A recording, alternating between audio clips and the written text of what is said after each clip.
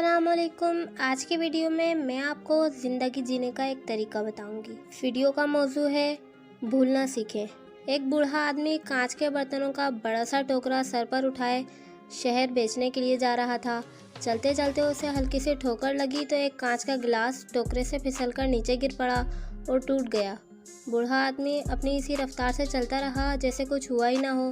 पीछे चलने वाले एक और राहगीर ने देखा तो भागकर बूढ़े के पास पहुंचा और कहा, बाबा जी, आपको शायद पता नहीं चला, पीछे आपका एक बर्तन टोकरे से गिरकर टूट गया है।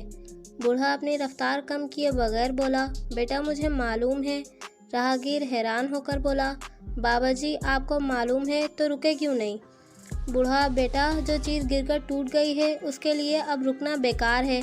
बिलफर्ज में अगर रुक जाता, टोकरा ज़मीन पर रखता, उस टूटी चीज़ को जो अब जुड़ नहीं सकती उसको देखता, अफसोस करता, फिर टोकरा उठाकर सर पर रखता, तो मैं अपना टाइम भी ख़राब करता, टोकरा रखने और उठाने में कोई और नुकसान भी कर लेता, और शहर में जो कारोबार करना था अफसोस और तासुफ़ के बाइस वो भी ख़राब करता। बेटा, मैंने टूटे गिलास को वहीं छोड़कर अपना बहुत कुछ बचा लिया।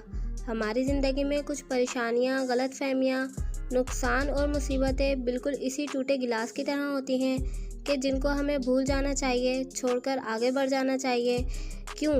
क्योंकि ये वो बोझ होते हैं जो आपकी रफ्तार को कम कर देते हैं, आपकी मुशक्क़त बढ़ा देते हैं, आपके लिए नई मुसीबतें और परेशानियां घेर लाते हैं, आपसे मुस्कुराहट छीन लेते हैं, आगे बढ़ने का हौसला और चाहत ख़त्म कर डालते हैं।